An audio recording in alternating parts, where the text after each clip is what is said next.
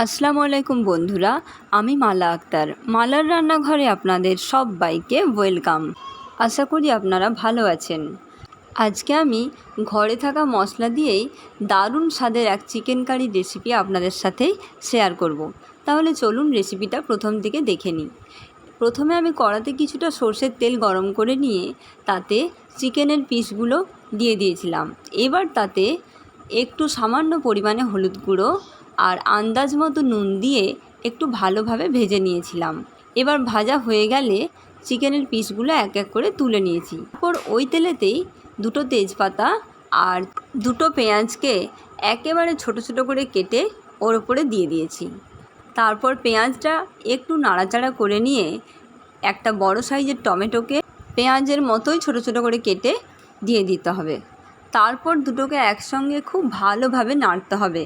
নাড়ার সময় একটু নুন দিয়ে দিলে ভালোভাবে নরম হয়ে যাবে।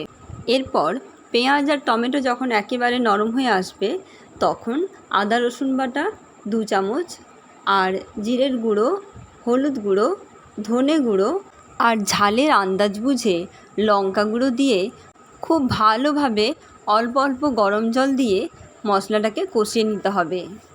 এবার মশলা থেকে যখন পুরোপুরি তেল ছেড়ে আসবে, ভালোভাবে কষানো হয়ে গেলে তখন ভেজে রাখা চিকেনের পিসগুলো দিয়ে দিতে হবে। মিডিয়াম ফ্লেমে খুব ভালোভাবে চিকেনগুলো দেওয়ার পর কষিয়ে নিতে হবে। এই অবস্থায় যদি একটু ঢাকা দিয়ে দিয়ে কষানো যায় তাহলে কষাবার সময়তেই সেদ্ধ হয়ে যাবে। ভিডিওটির শেষে ছোট্ট করে একটি লাইক করবেন, আর যদি আমার চ্যানেলে নতুন হয়ে থাকেন তাহলে সাবস্ক্রাইব বাটন অন করে অল নোটিফিকেশান প্রেস করে রাখুন, যাতে আমার সমস্ত ভিডিওর আপলোডের নোটিফিকেশান আপনাদের ফোনে পৌঁছে যেতে পারে। এবার মাংসটা দেখতেই পাচ্ছেন কালারটা কত সুন্দরভাবে কষানো হয়েছে।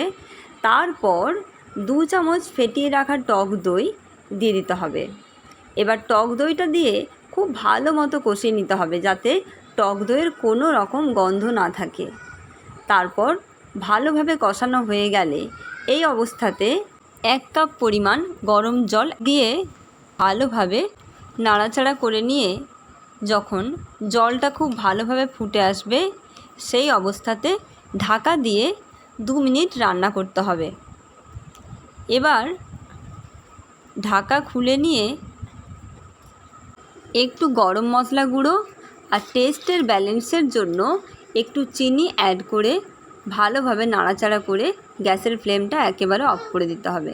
তাহলে আমার এই দুর্দান্ত স্বাদের রেসিপিটি আপনারা বাড়িতে প্লিজ একবার হলেও ট্রাই করুন আর আমাকে কমেন্ট করে জানাতে ভুলবেন না। তাহলে আজকে এ পর্যন্তই। আবার আসবো অন্য কোনো দিন নতুন কোনো রান্না নিয়ে। ততক্ষণে সবাই সুস্থ থাকবেন, ভালো থাকবেন। ধন্যবাদ।